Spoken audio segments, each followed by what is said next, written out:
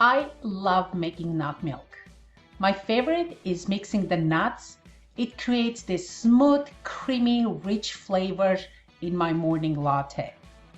Make sure to watch this video all the way through. At the end, I do mention the pros and cons of nut milk and how it may contribute to your body pain.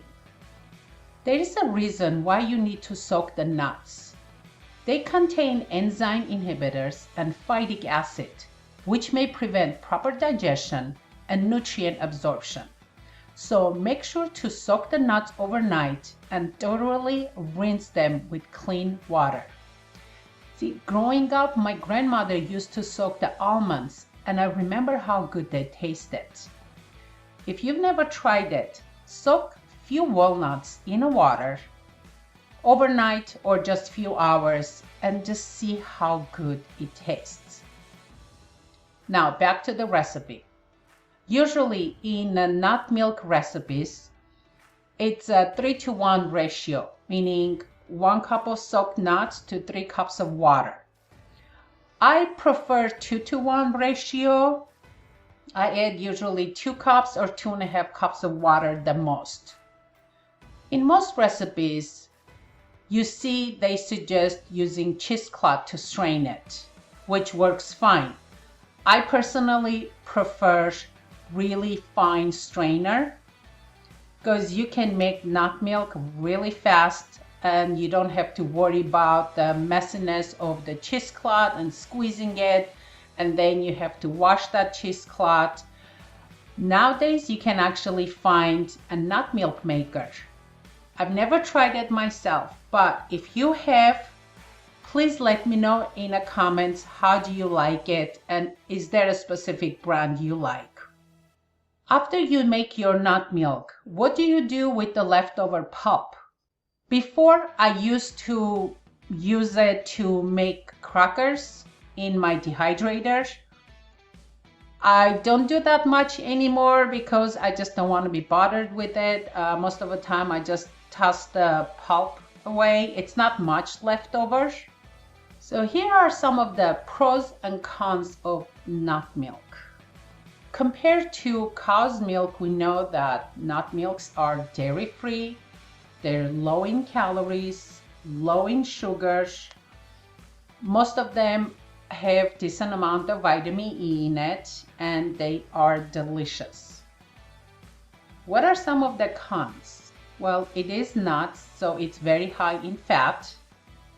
It's not the most source of nutrients. I was surprised to see the omega-6 and omega-3 ratio of the nuts. I did not know that most nuts are much higher in omega-6 than in omega-3. And just to give you a little explanation of what's omega-6 and omega-3, these are fatty acids that our body does not make, so we have to consume it with food or supplements. That's one of the reasons I recommend my clients take omega-3 supplements. These are fatty acids.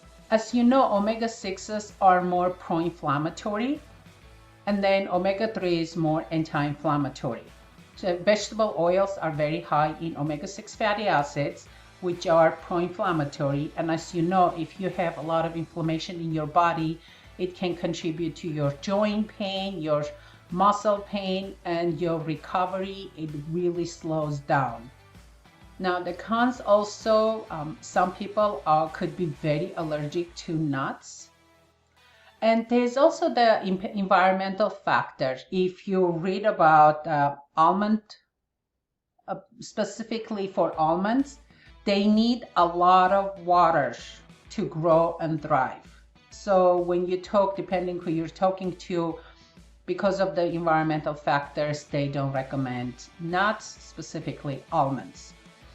These days you can find a lot of different brands and different nut milks on the market, but a majority of them do not have the best nutritional value because most of them, the ratio of the water and other fillers and preservatives and other ingredients in it makes those nut milks very unappealing. They don't taste the best. So if you're gonna use nut milk, please make at home. It doesn't take that much time and it tastes delicious. And if you like to spend some time in the kitchen, then try to make these almond butter stuffed dates with coconut and cacao. They are delicious. And if you like more fun recipes like this, then you might want to try 10 days free meal plan, where you can pick from top 4 meal plans and find healthy, simple, and easy to follow recipes.